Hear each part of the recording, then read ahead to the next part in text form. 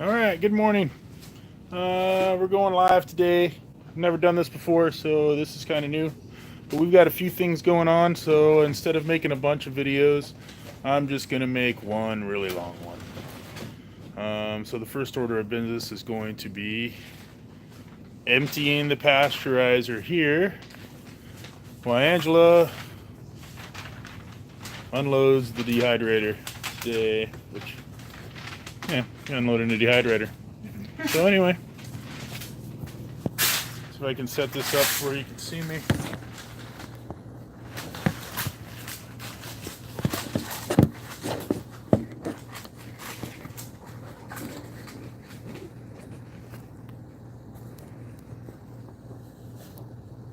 It should work all right.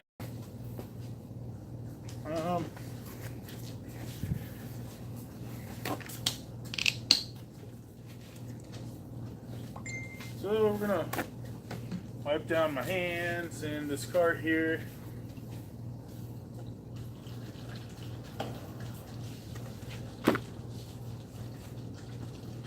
Some isopropyl rubbing alcohol.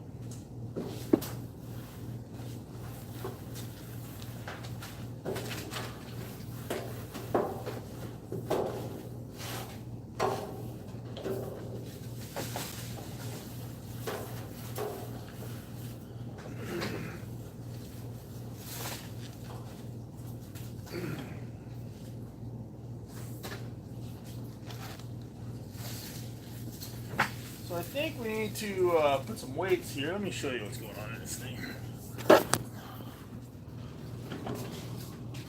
Here's our pasteurizer. As you can see, some of these bags are kind of poofy. They're still kind of sealed, so I'm not really too concerned with them. The next level, all of the blocks on the next level are going to look very, very compressed and vacuum sealed. These top ones are puffing up. There's nothing holding the bags down. So I'm thinking if we put a weight on there, maybe that would make a difference.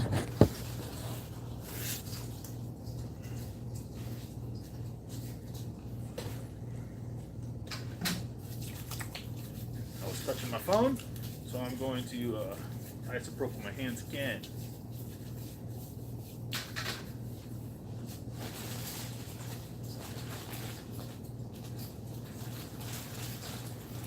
These are still pretty warm. Turned them off last night. Or yesterday afternoon, actually.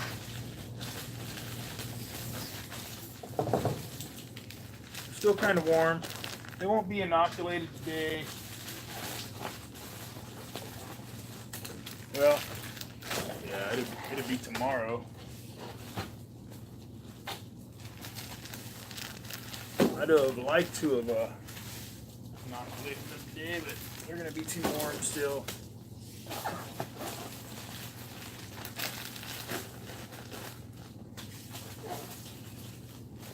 I'm just unloading all these bags onto this cart.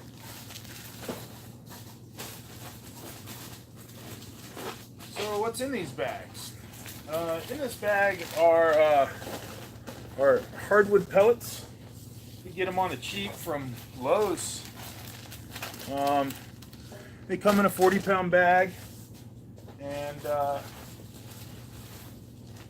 they're put into our mixer, which you can kind of see right here.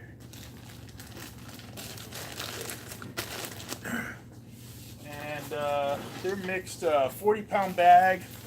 It's mixed with about 10 pounds of bran. We also get at a feed store. And almost 2 5-gallon buckets of water. Now, we were watching another grower's video the other day, and they were talking about how sometimes if your blocks are too wet, you'll get some uneven colonization of mycelium in the bag. And we experienced that here just recently with the load, and I was kind of curious to what that is. And that might make sense. So one thing we're wanting to fine tune is water. So we're just kind of going off of a using my phone, so it's going to do phone stuff. But we're just kind of going off of an estimated volume thing. It's not an exact number, but I think that's something we need to change. I think we need an exact number. But that information is really hard to find out there. And the mushroom growers YouTube world, in mushroom grower books, the exact recipe for mixing things is often hard to find. I'd imagine some of that is because people feel that it's proprietary. They want to give up all their secrets. I can understand that to some degree after doing this for 4 years and still struggling and got some things, and even though we're having pretty good success right now, we haven't always had success. As a matter of fact, there for 2 years we struggled really hard. And but I can see how, like, the information that you gain, you know, you just don't want to give all that away willy-nilly, free of charge. You know, I mean, you had to, I've had to work for it. I've had to earn it. We all have here. You know, I mean, I've got a really good team of minds around me, and lots of people are doing research and reading books and studying YouTube videos, and we're on forums on Facebook and Reddit. And so, you know, the information that we have wasn't easily gained by us, so I can see how people would feel like they don't want to give away all the information. I don't want to give away all my information either. Kind of get it, you know.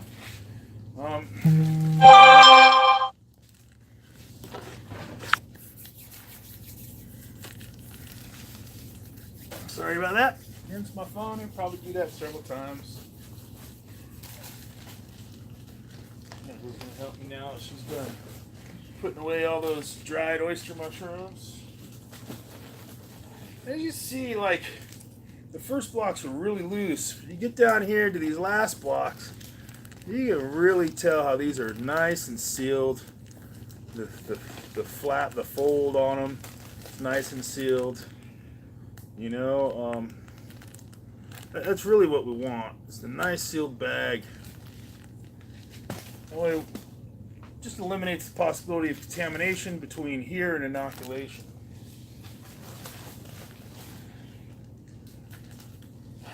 I'm going to be happy to get this unloaded because we just changed how this machine we made operates.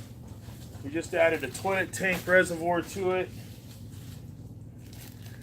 We were using a bucket, but of course that was full of problems that had to be addressed. So we came up with the toilet tank idea.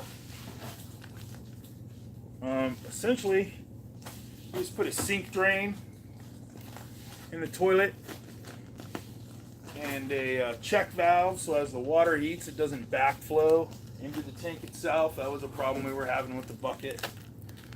And I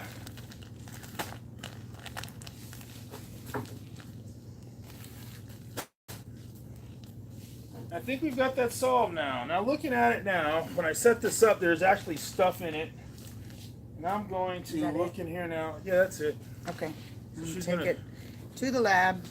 So let's go into the lab. Buy a giant cart of wood blocks. I'll see you soon. So if we look in here, this is my rusty mess. Now, if I was to do this again, I'd make this out of a stainless steel drum, so I don't have all this rust. But I don't really see the rust being a problem for the bag. I don't see it being a problem for the wood, and I don't see it being a problem for the mushrooms. It makes inoculating bags and working with the bags a little messy because the rust gets on your hands and stuff. And of course, this barrel's got a really short shelf life. because it's corroding essentially. So if I was to do this again, I'd definitely make it out of a stainless steel drum. However, I'm thinking that maybe this is even too small for us at this point. We're thinking now that maybe we want to move to a different method of steam sterilization, creating building a vessel that's going to heat up water and then inject steam into another much larger vessel. Like for example, we've got a 300 gallon. We have a 300 gallon tank here that we've used for chemical pasteurization in the past. And we're thinking maybe of making a top for that and porting steam into it and using it for steam sterilization. That's definitely an idea we've been kicking around. But looking in here, like here's a mess. I have no idea what the hell that foam stuff is right there. I don't know what that is. But I'm pretty happy with the setup. Considering I went off some measurements I couldn't fully see, my elements are still fully underwater. I don't see a problem with this design actually. So this is pretty much it. Trying to get an idea of what's happening here. Check valves, and picks up the wall we tied into our water up there that goes to our mister system. All right, so this is unloaded. Moving along. I'm gonna need to drain that, but I'm gonna do that later. Actually, we'll probably, yeah, I'll drain it before I refill it. And if you're gonna make something like that, and like if you hit me up, I'll tell you how to make it. It really wasn't. Well, that thing was made in phases. Like when we made that, we were doing straw, so we were pasteurizing straw then. All right, so we're gonna move to the lab now, and I've got a petri of shiitakes in there that I'm gonna move to a bunch of other petries and expand that incredibly. And I'm gonna take a look, see if there's any contaminants in this room. I did find a bag that was full of some green mold yesterday that I kicked out, but just one bag out of probably 4 loads so far. So that's over 200 bags of substrate we've made in the past week, and I found one bag that was just fully fucked with green mold. None of the other bags had any mold at all whatsoever. So I think we're doing pretty good in that regard. So yeah, I'm not gonna do much talking while I'm in here. I've talked about that in another video. We don't like to talk in our lab. Your mouth is full of bacteria and germs that definitely cause some nasty infections. And so I'm gonna put on my my PPE and get in here and do this work real quick. I hope I can set up my camera in a way that everybody's able to see what it is I'm doing exactly. The problem is one problem I foresee going into here is I don't trust my phone to be clean exactly. I've got a leather wallet case on this thing, and there's no way to completely decontaminate it. So I don't want to touch it too much once I get in there. I don't want to touch it at all, really, but I might have to move it around a little bit just so you can get a better view of what I'm doing. So hope this works out for me, and I'm doing a lot of petri, so I had to get a few of them that are clean. Let's see what happens.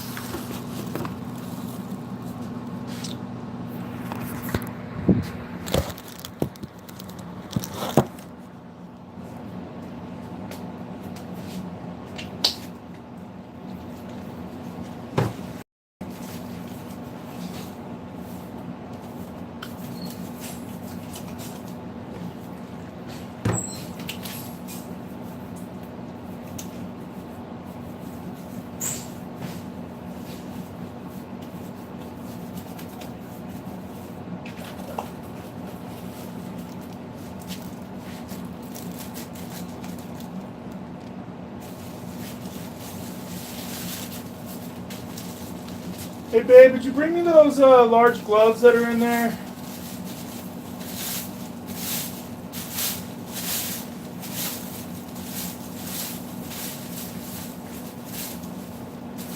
So again, with my poly apron, the first thing I put on. I just said in the other video that the PPE isn't in personal protective, really, that's what the abbreviation stands for, personal protective equipment. But this is, when I'm using it in the lab, it's really to protect what I'm working on from me more than it is protecting me from what I'm working on.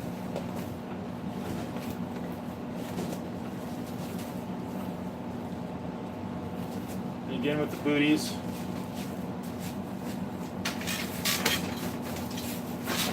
they make things that you just put your foot in and the booty kind of slips on. Thought about getting those, but then I've seen TR at Earth Angel. He's got a boot bath he uses, and I've heard of other places they change their shoes when they come to work at their mushroom farm, and they got shoes just for mushrooming. You get shoes for the lab, and shoes for the grow room, and all of that kind of stuff. All right, here we go. I'm shutting my mouth and going to work.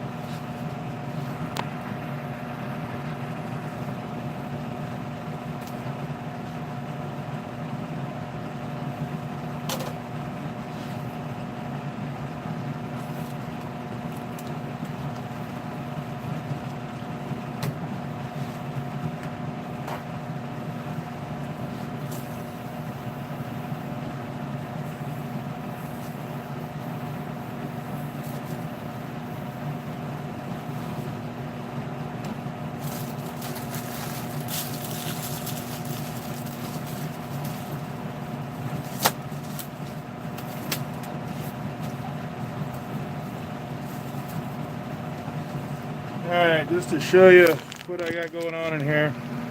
So all those bags that I unloaded onto the car today, they're going to get inoculated. This spawn here that's really pushing being overdue.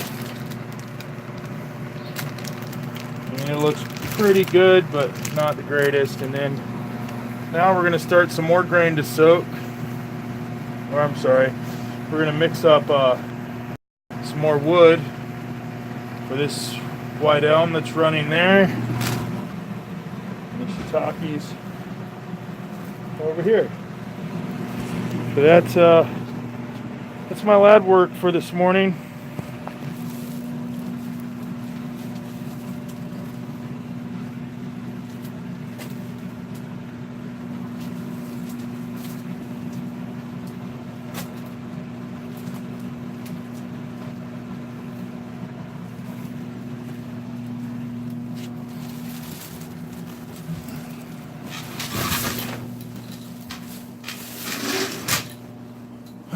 So I transferred shiitake onto eight more Petries. At this point in my mushroom growing experience, I always allow for redundancy. I don't expect all of those to make it. Really, I expect there to be some contaminants in there. So I made more than what I foreseeably need.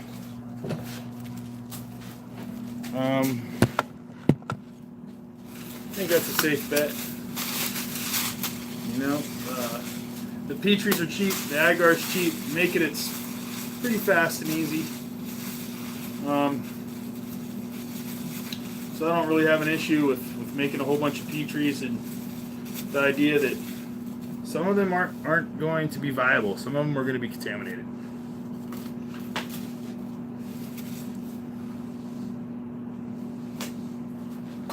All right.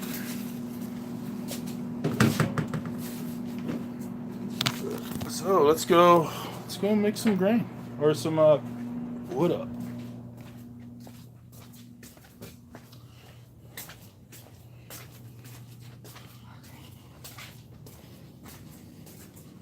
All right, so she's already unloaded a bag into here. It's just the wood, and she has almost a full 5-gallon bucket of bran. And that will go into our mixer. Let's see, good place to set this thing.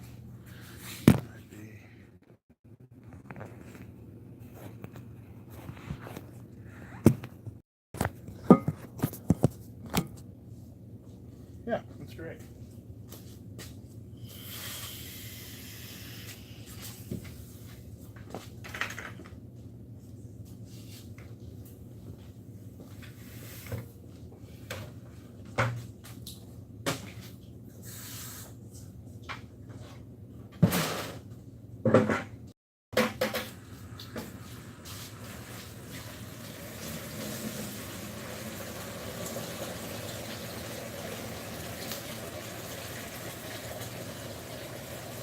Like, there are some great recommendations for how much supplements you should put on your substrate, and I think the most commonly accepted method is 20 to 30%, somewhere in there. So we've got 40-pound bag of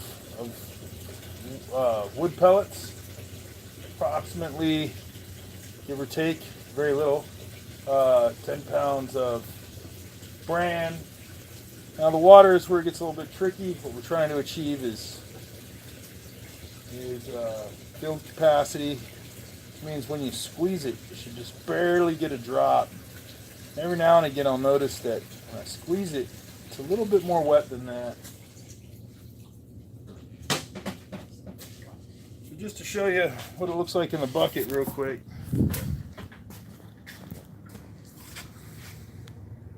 So that's about how full we fill the bucket.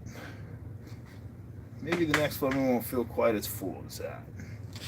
So I think our bags were a little bit wet here recently, And so we're making minor adjustments. Again, I would love to be able to do this all by weight, kind of like how professional bakers work by weight, not volume. I think we should be too.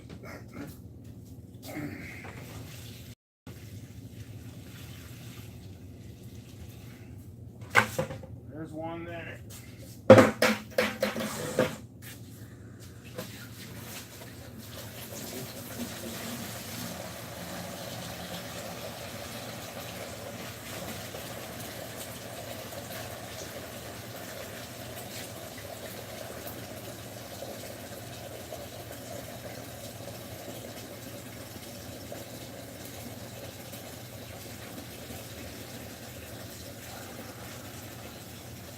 I'm thinking I probably want to start some grain too, and this is one of those areas in mushroom growing that we just don't have our shit completely together yet. And that's figuring out the timing of everything, you know. So my theory at this very moment is I've got two bags of white elm and 2 bags of shiitake that are almost ready to put onto a wood substrate. But I also think I want to do a grain to grain on those and just kind of keep that running, you know, keep everything flowing. I don't know how many times you can go grain to grain before things spoil. That's kind of a bit of a trick. And the timing and logistics of everything is an area where we struggle at quite a bit, really. Trying to keep everything moving and everything full and cycling through so that we stay consistent. You know, it's really hard to offer chefs a consistent product when you don't have it, you know, and as business owners, they want consistent products. This is going to be a little bit loud for a minute.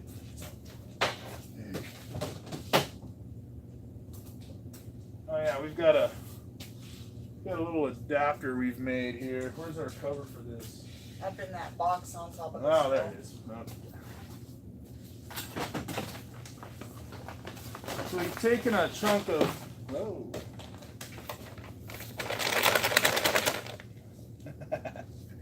We've taken a. Well, that shouldn't be too big of a deal, right? Because all this is going to get sterilized, but maybe that should be cleaned off a little bit better. But what we've done is taken a bag of wheat, a real heavy bag, cut a big chunk out of it, put it on top of our mixer. Now that's a little bit cumbersome, so it helps to have 2 people do it.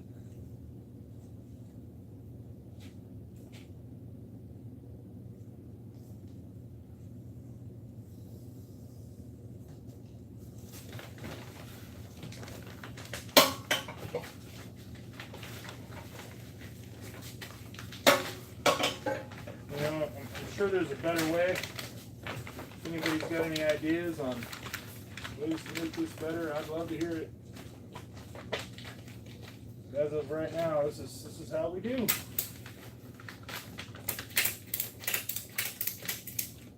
So I get it a little bit snug, I'll pull the sides down, make sure it's on here good and tight, and I just keep wrapping it down.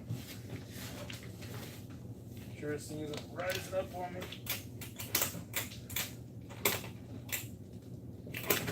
Oh, shit. What the hell?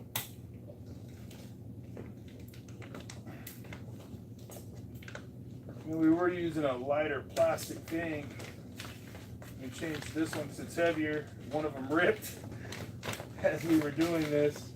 So we thought maybe it'd be better if we used a heavier material. As you can see, it has its drawbacks as well.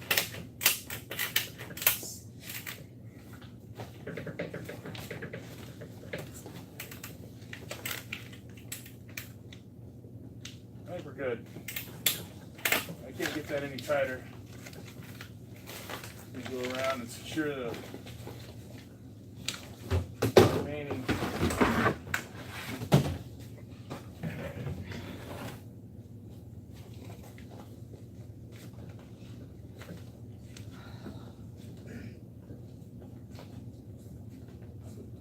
Fucking webbing here.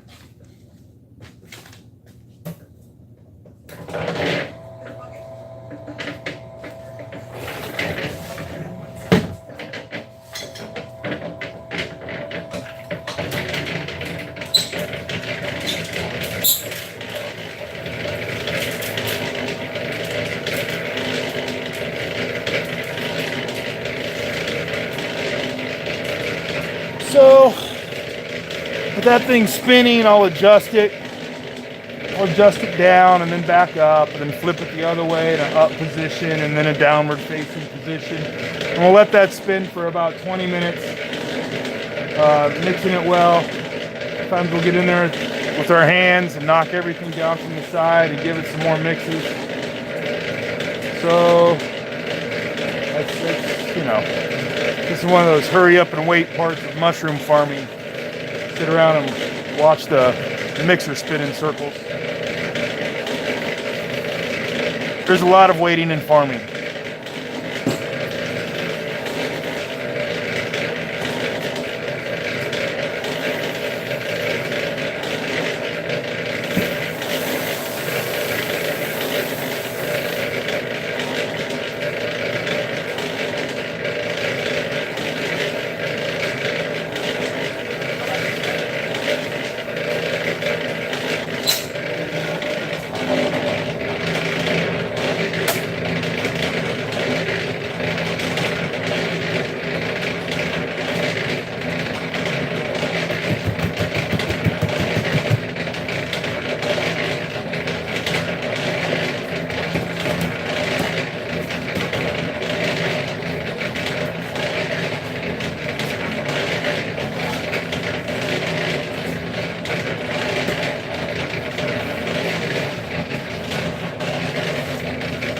So you probably can't hear over the loud mixer, but Angela just asked me, how much grain should we do? Well,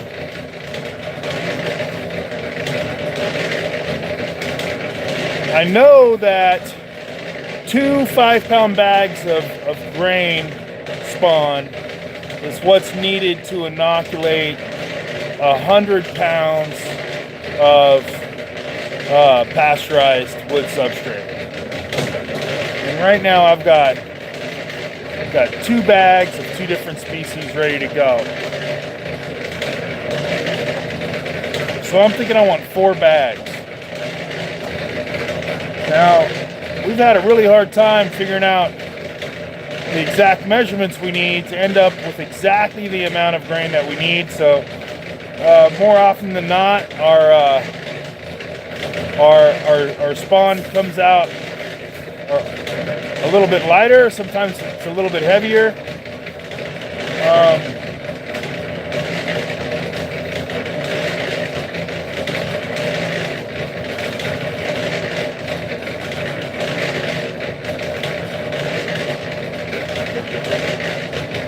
And I really suck at this math stuff. It's a good thing I got other people who are partners in this business who are better at it than I am. He hasn't made it in yet, though.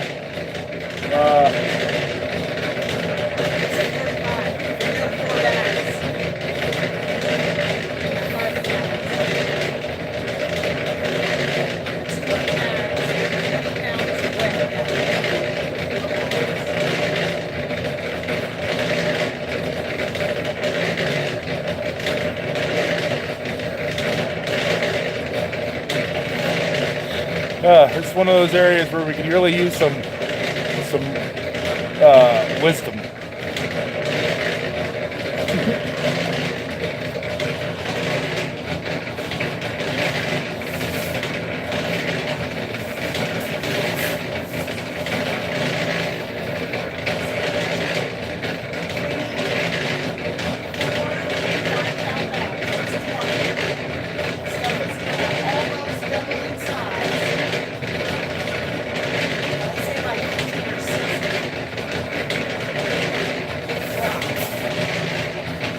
All right, so what we're shooting for now is we're gonna go with 16 pounds dry weight in hopes that it comes out to 20 pounds of wet.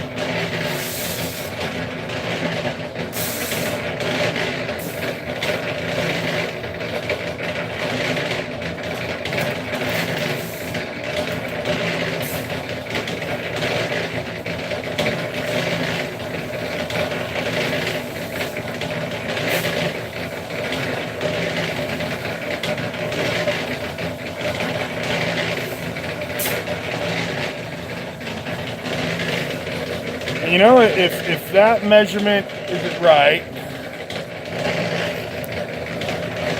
and we end up with a little bit more, so what? You know, I could also handle a 6-pound bag of spawn, no big deal.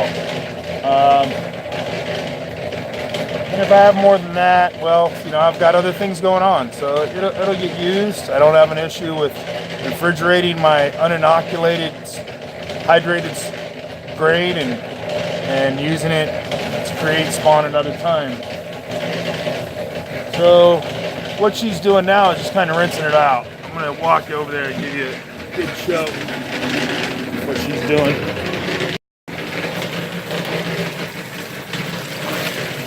So as she's rinsing it, like there's little things that are hollow and stems and stuff like that.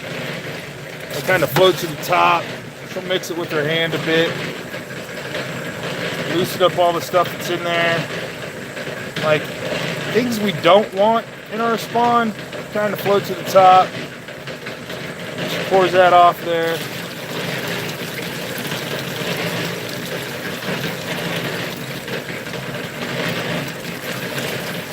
Get that pretty good. Make sure the water's nice and clear. If there's a little bit of stuff left over, no big deal.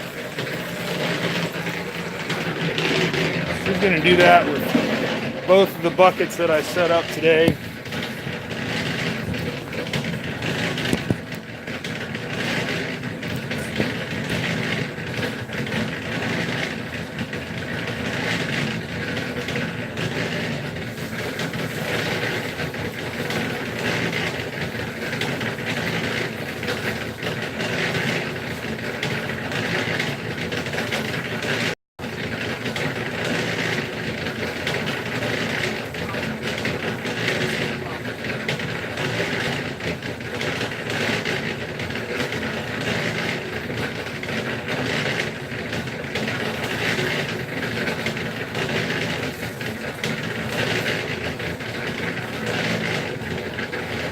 Alright, so there's one more thing we do with that. We don't use gypsum or anything like that. And it's, you know, we've seen other videos where people are just, they don't even rinse their grain. They just throw some water on it and hydrate it and then cook it and call that good. But we are going to throw some instant coffee on there. We've had success in the past using coffee. Mycelium seems to like it and to move faster when it's hopped up on caffeine. I don't know. And sure seems like it. So if you like doing that. So I'm going to put a 1/4 cup of instant coffee into the soak. And then these berries will soak for 24 hours, and we'll come back tomorrow and bag them up and sterilize them tomorrow.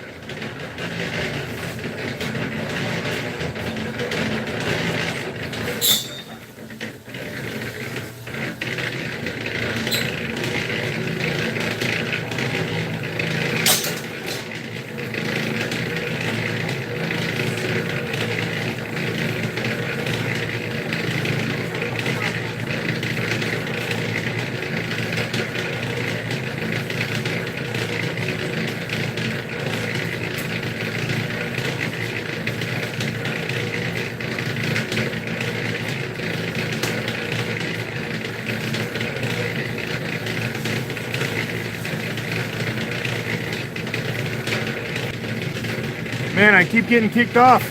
I don't know what that's about, but I don't think you missed anything. So we use instant coffee, cheap shit, because it doesn't fucking matter. I'm not drinking it. And here's my measuring cup. This is a 1/2 cup one, so I'm just gonna fill it about half full.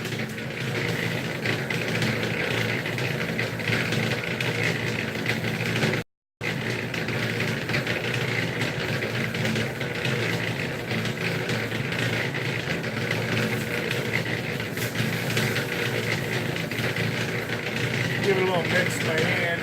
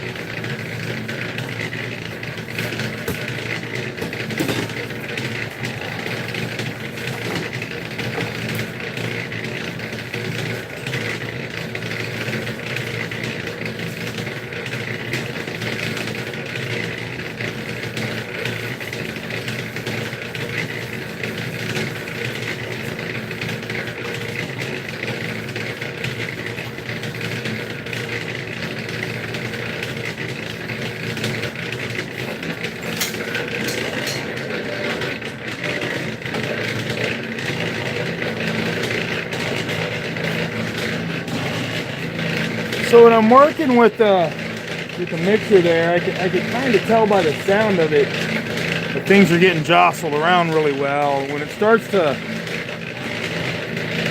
get quieter and smoother, I flip it around. And then I know the load is shuffling and it's mixing well.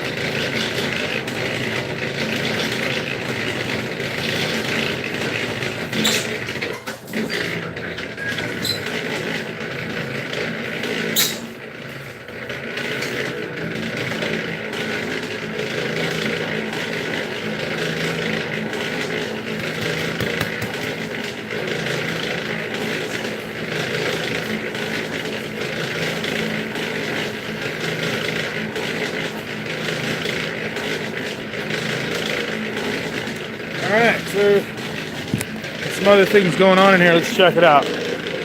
Mike got here. Let's see what he's doing. I am working Alright. on fresh air intake. So we decided to change this around. This was a vent hole. Like we had a fan on it and it would pull air out. There's a fan in there that's on a timer.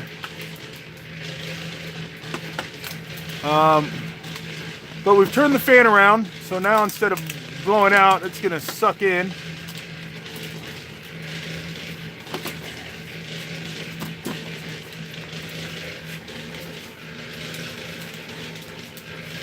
And we're gonna be pulling air. Well, I'll just let this run and you'll kind of see. Like, if you can see past Mike, almost directly above his head, there's a filter box. And that filter box was supplementing air to the air conditioner system itself. And we had an HVAC guy come in and do that for us. Unfortunately, that selfish bastard moved to Hawaii. Left us hanging here in Oklahoma without an HVAC guy. But all the HVAC work that was done in here was done by a professional initially. We had a lot of good advice from him. But now we're thinking we want to bring air directly into our room. We've had concerns about a fresh air exchange for a while now. So what we're going to do is see up there between the filter box located, well, you can see it well right there. So we're going to cut into the pipe, to the exhaust pipe over here, right about there, and then put an elbow on it, and then we're just going to run a bag from there to there. We're going to get that on a timer and see if that helps with our fresh air exchange. I'm thinking it will. I'm thinking it's going to make a big difference. I think it's going to make a big difference on our yields, our overall production.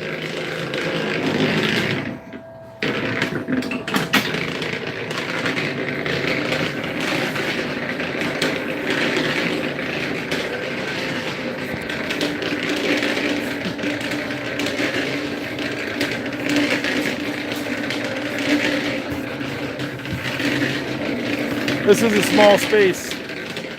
We're big guys, so it's a little crowded in here from time to time. I'm gonna try to find a way to set this camera up Here. so we can kind of see Here, what's I'll hold happening. Oh, Angela's gonna be the videographer.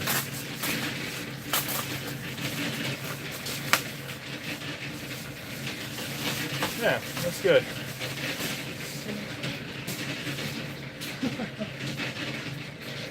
Can I have some alcohol and paper towel?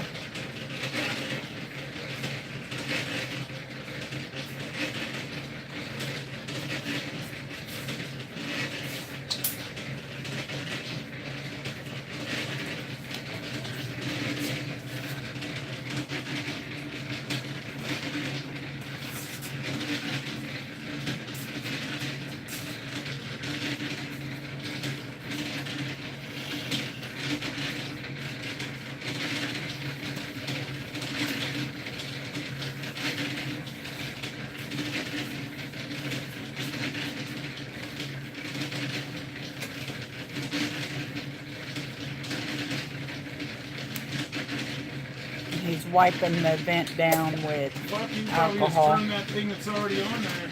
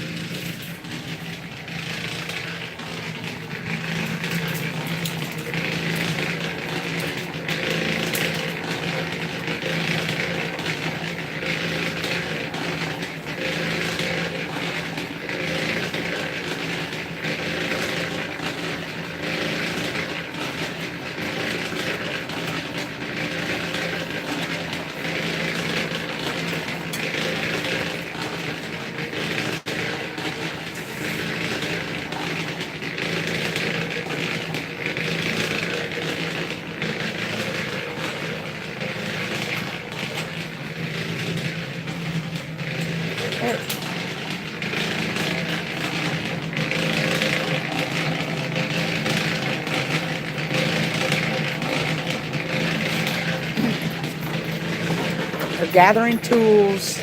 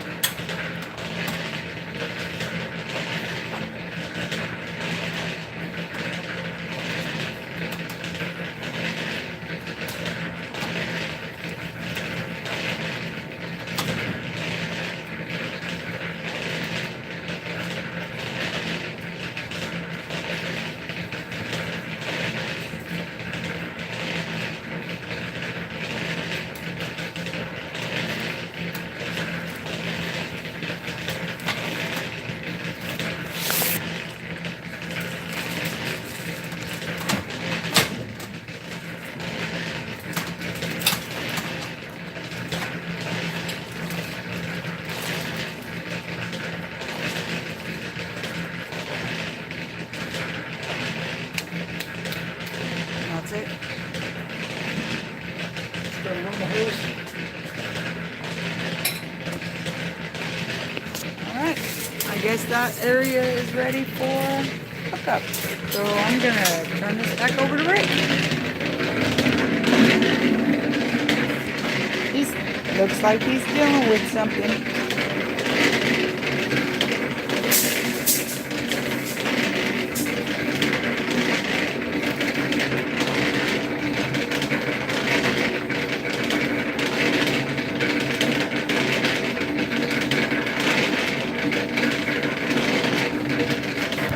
So yeah, I'm dealing with something. This isn't working nearly as well as I was hoping it would work. God damn it. This happens all the fucking time. It's quite disheartening. So if I look inside my barrel here, you see that I want my water line to be above the element, of course.